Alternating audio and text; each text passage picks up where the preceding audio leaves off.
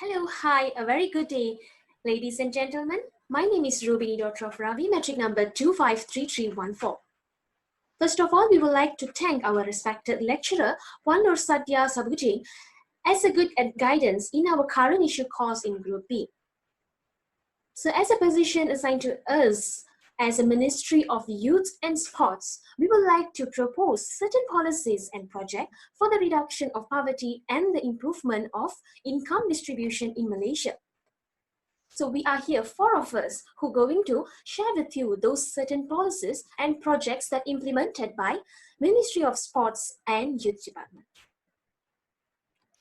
So here there are a little introduction, or let me explain about you slightly on the scenario, as more people are even don't know of the concept of personal wealth accumulation. This is because a high cost of living is still the ban of Malaysia. For example, housing, food, taxes, or even the healthcare, you need more expenses on it. So the cost of living basically refers to the amount of money needed to sustain a certain standard of living by affording the basic expenses. So what we can know here is the wages and the cost of living are closely related, where your salary level must be even higher enough to cover your high expenses in a city, especially in the developing countries. So let us see an example of 14th general election. The GST was blamed for the causing prices of goods to spiral as well as the rise of the cost of living in Malaysia. Since we have a new government in places and promises were made during the election was to abolish the GST in order to calm down the prices. However, most citizens continue to struggle to keep up with this high level of cost of living. So the situation became even worse, with the wages being kept artificially low. So the depreciation of the ringgit value is compared to the major currencies, especially when you're comparing to US dollars. So it's going to lead you to lose your export competitiveness of Malaysia and also strengthening the value of the ringgit, imported inflation, which also can be checked in Malaysia, who are depend a lot on the food imports. But we are in a risk of losing the revenue at the same time. So in this favorable situation, the rising wages seems not a good idea as cost of goods would also rise. So what we can see here is basically a cost of living. Ministry of Youth and Sports in Malaysia has suggested to revise the policy framework capable of increasing the disposable income of people, especially in B40 and M40 category. So this is crucial for those in B40 with the Social Securities Initiative in order to maintain their cost of living at a reasonable price. So basically, what are the objectives and who are the targeted groups? Assalamualaikum and hi everyone. My name is Nur Suhaila binti Uzaizan. My metric number is 257190. Now I will start with the target group. Target group. The Ministry of Youth and Sport is the main government's authority responsible for the implementations of youth strategy, including the specific objective of developing the educations through sports and physical activity. The same ministry is the government authority responsible for the project adopting and implementations of the National Sports Strategy for 2016 until 2032. However, an action plan allowing the systematic implementations of the strategy monitoring the evaluations, the strategy was not adopted until December 2018.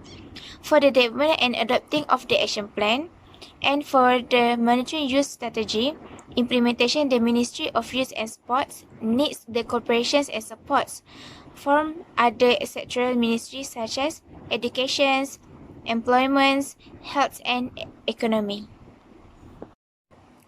Therefore, the youth strategy has a general target group among the young people as defined by the Youth Law 350/2016, 14 until 35 years old. The National Sports Strategy for 2016 until 2032 has no specific target group among youth, but most of its objectives are beneficial for the development of youth, sports, fitness, and physical activity. My name is Fu Pei Yan, number metric 254242. As we know, unemployment issue is the major issue in most of the developing countries, such as Malaysia, because jobless make many people are not affordable to the high cost of living. Many people also lost their source of income, especially among young people, because they are less competitive than others that have more experience. So, the objective of our proposal is to propose initiatives to reduce the issue regarding the increasing cost of living in Malaysia. Second, to improve and produce more initiatives in order to solve the increasing cost of living issue in Malaysia. Third is to identify and select the best initiative to be implemented in order to reduce the issue of living costs. Hello everyone, my name is Nur Adila binti Guang Matua. My metric number is 255055, and today I'm going to discuss about one of the implementation of the proposal, which is imposed allowance for internship. One of Ministry of Youth and Sport, which is KBS, has established one online portal for the paid internships. This portal is to help the intern to get their allowance every month during the practical sessions. If the employer did not give the allowance towards the interns, they can file a report on the same portal. So after they file the reports, the KBS will take an action towards the employer who did not give the allowance to the intern. The reason to implement allowance for internship is because if the employer did not give the interns the allowance, the cost of living and expenses must be borne by themselves. Furthermore, the amount of that allowance that will be given is around 300 to 900 per month, or 5 ringgit per hour. There is a case where minister took more than 300 interns but only 50 to 60 interns that getting paid. What about the another 240 interns? Does that fair to anybody? So nowadays, the estimated cost of living is around 4,298 ringgit. If the intern did not get paid, how are they going to survive? This is why KBS has established the online portal for the interns to get paid, for them to get the allowance. And on 25 July of 2019, the Cabinet have agreed to reintroduce the allowance payments to the interns who serve under the government during the practical sessions. Besides allowances for the graduates or who going to be a graduate, how about those who have purposely or unpurposely committed to a crime, and when they come up back to face the current world, are they direction or directionless? For sure, they will be confused with their directionless. So here, Ministry of Youth and Sports Department also implemented few projects that going to support these categories. So Yellow Ribbon Project is one of the projects that have supported these categories. So basically, Yellow Ribbon Project, also called as Project Ribbon Kuning in Bahasa Melayu, as an initiative which was set up by the Ministry of Youth and Sports Department, which is by the former minister YB Shahid Sheikh Abdul Rahman. And this is basically focused on the ex-convicts and the troubled individuals who fall in the range of the youths. So in terms of securing them a job, this initiative is launched with the objective of giving them the second chance of these groups of youth and enable them to absorb into an employment. Thus, the employment rate also going to reduce. So this initiative was introduced also with the cooperation of Ministry of Home Affairs, especially with the Prison Department, and also conducted together with the Malaysian Youth Leaders School. This is why we need a good leaders. So this is a good platform which was introduced in October 2018 and also benefited almost 24,000 individuals last year. And currently it is increasing more and more. So this project is divided into 5 categories mainly. So those are entrepreneurship clusters, skill clusters, awareness campaign clusters, sport clusters, employability clusters. So those going to really help this category of students because they are committed with those activities, those works, and with the variation of organizations, companies, and this going to give them how to prove themselves, to cover themselves and the economy, as well as going to manage the cost of living rises. So this kind of category peoples are also being given a regular supervision and also continuous rehabilitations and moral supports given so that they also going to be prevented and running back to how they were before. So besides promotion, bonuses also being implemented to boost the spirit and the involvements as well. So what we are going to say here is this ministry is implemented yellow ribbon initiative as to cater all those in light of being isolated by the society who would not prefer to have an individual feeling guilt and serve the jail sentences, as well as the youths with the attitude and disciplinary problems. So this indeed a great initiative, especially its target group of this directionless of youth. So it, instead of having them to succumb in committing more crimes in order to manage this rising cost of living, initiative like this is really going to be a blessing in order to these groups to improve their self and manage a good cost of living and economy.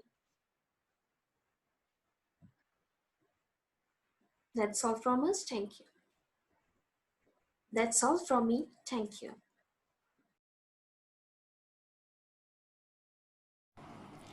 The implementations of number 3 is the youth housing scheme. There are many initiatives that has been done by the government to help their people. One of the program is the youth housing scheme. This scheme is to help the youth to buy their first house. The government extend the administer by the Bank Simpanan Nasional (BSN) from 1 January 2020 until 31st December 2021. Youth housing scheme is designed to help both single and married youths to take the first step into the property ownership within the availability of youth housing scheme housing financing. It is because through this scheme they will get the subsidies from the government RM200 per month over the first 2 years. For example, if they need to pay 1,000 ringgit and 600 per month, then the borrower will need only to pay 1,000 ringgit and 400 within the first 2 years because of the subsidies. The subsidies only valid if the buyers using the scheme from the Bank Simpanan Nasional (BSN). Youth housing scheme cover properties from RM 100,000 ringgit up to 500,000 ringgit for eligible applicants aged 21st until 45 years old. Youth housing scheme offers financing for complete under constructions or sub-sale home, providing a comprehensive support that covers property purchase throughout Malaysia's housing market. There are a few benefits that you can earn from this scheme. First benefit is 200 ringgit monthly installments from the government in the first 2 years. It is a part of subsidies. The other benefits is exemptions from duty as much as 50% above financing documents. Next is borrowing periods from 5 years to 35 years maximum, subject age not exceeding 65 years at the end of the loan period.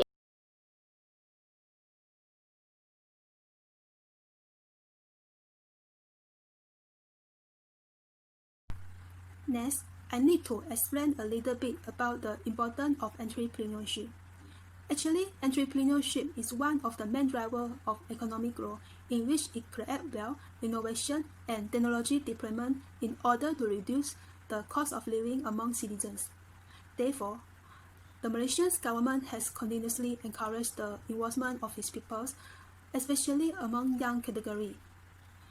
As a member of Ministry of Youth and Sport, I was suggest to implementing youth collective program.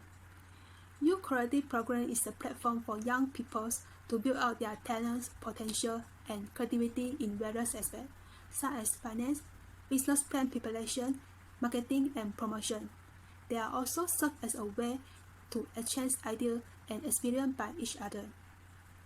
This program will provide bazaar place for youth to do their own small business. It could be implemented at eConcept Supermarket from 10 May until 30 May 2020. The program also open for 300 young people, which are only eligible for people who are aged between 15 to 30 years old. Malaysian citizens and interested in starting a business and have own product. Participants will be given fund around 2,000 ringgit, chair and table set, free business grant, and free business training. Based on their earning, 50% of the profit will be donated to welfare center. As a conclusion, KBS have implemented 4 initiatives to prevent the issues of cost of living which is increasing in Malaysia. As we know, cost of living refers to the minimum budget to purchase a set of goods and services to achieve a certain standards of living. The first implementation that the KBS implement is internship allowance. In this initiative, KBS offers students to gain knowledge and skills by internship while making some money through hourly wage or weekly salary. The second implementation is the Yellow Ribbon Project. This initiative to provide employment opportunity for former prisoners and problematic youths. The the Ministry with the cooperation of the Prison Department launched the Yellow Ribbon Project aimed to provide a second chance for the former prisoner and the former inmates of recovery centers, especially youths. The third implementation of KBS is housing assistance for improve the quality of life of the poor by establishing a safer place as the basis for a family growth. In this initiative, the government will subsidize youths and reduce house prices to give the youths more opportunity to buy a house. Last but not least, Ministry Youth and Sport, which is KBS, prepared place to handle the cost of living with the Youth Collective Initiative. The government will provide a bazaar for the youth to conduct the deed. It can sharpen young people's talents and challenge ideas to advance the country. The objective of these 4 implementation is focused on self-development and encouraging youth to develop a vision for the future. Therefore, the implementation that Ministry Youth and Sport had implemented has reduced the burden of the people in facing the rising cost of living as implementation which prioritize every corner of the needs of each of the people, especially the youths.